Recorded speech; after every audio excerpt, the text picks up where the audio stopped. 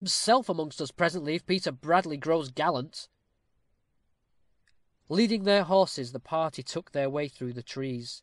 A few minutes' walking brought them in sight of the gipsy encampment, the spot selected for which might be termed the Eden of the valley. It was a small green plain, smooth as a well-shorn lawn, kept ever verdant, save in the spots where the frequent fires had scorched its surface, by the flowing stream that rushed past it, and surrounded by an amphitheatre of wooded hills.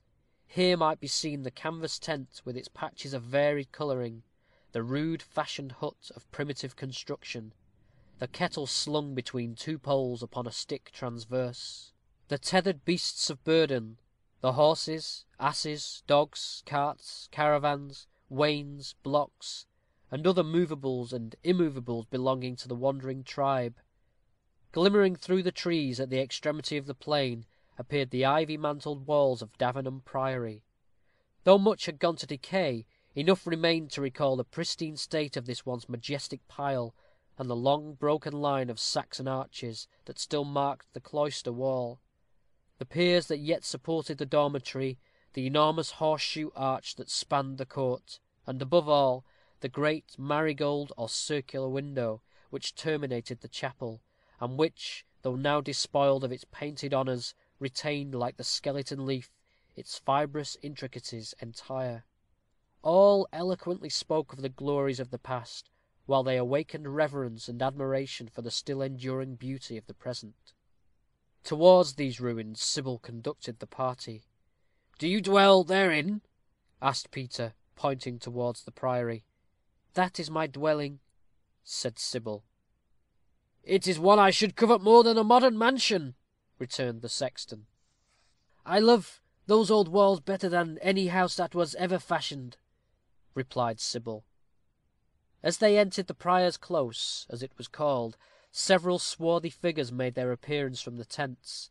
Many a greeting was bestowed upon Luke, in the wild jargon of the tribe. At length, an uncouth, dwarfish figure, with a shock head of black hair, hopped towards them. He seemed to acknowledge Luke as his master. "What ho, Grasshopper!" said Luke. "Take these horses, and see that they lack neither dressing nor provender. And hark ye, Grasshopper," added Turpin, "I give you a special charge about this mare. Neither dress nor feed her till I see both done myself. Just walk her for 10 minutes, and if you have a glass of ale in the place, let her sip it." "Your bidding shall be done," chirped the human insect, as he fluttered away with his charges. A motley assemblage of tawny-skinned varlets, dark-eyed women, and children, whose dusky limbs betrayed their lineage, in strange costume and of wild deportment, checked the path, muttering welcome upon welcome into the ear of Luke as he passed. As it was evident that he was in no mood for converse, Sybil, who seemed to exercise considerable authority over the crew, with a word dispersed them, and they herded back to their respective habitations. A low door admitted Luke and his companions into what had once been the garden, in which some old moss-encrusted apple and walnut trees were still standing, bearing a look of antiquity almost as venerable as that of the adjoining fabric. Another door gave them entrance to a spacious chamber, formerly the eating room or refectory of the Holy Brotherhood, and a goodly room it had been, though now its slender, lanceolated windows were stuffed with hay to keep out the air. Large holes told where huge oaken rafters had once crossed the roof, and a yawning aperture marked the place where a cheering fire had formerly blazed. As regarded this latter spot, the good old custom was not, even now, totally abrogated. An iron plate, covered with crackling wood, sustained a ponderous black cauldron, the rich steam from which gratefully affected the olfactory organs of the highwayman. "That augurs well," said he, rubbing his hands. "Still hungering after the flesh pots of Egypt?" said the sexton, with a ghastly smile. "We will see what that kettle contains," said Luke. "Handassah, Grace!" exclaimed Sybil, calling. Her summons was answered by 2 maidens, habited not unbecomingly in gipsy gear. "Bring the best our larder can furnish," said Sybil, "and use dispatch. You have appetites to provide for, sharpened by a long ride in the open air." "And by a night's fasting," said Luke, "and solitary confinement to boot." "And a night of business," added Turpin, and plaguy perplexing business into the bargain." "And the night of a funeral, too," doled Peter. "And that funeral of father's.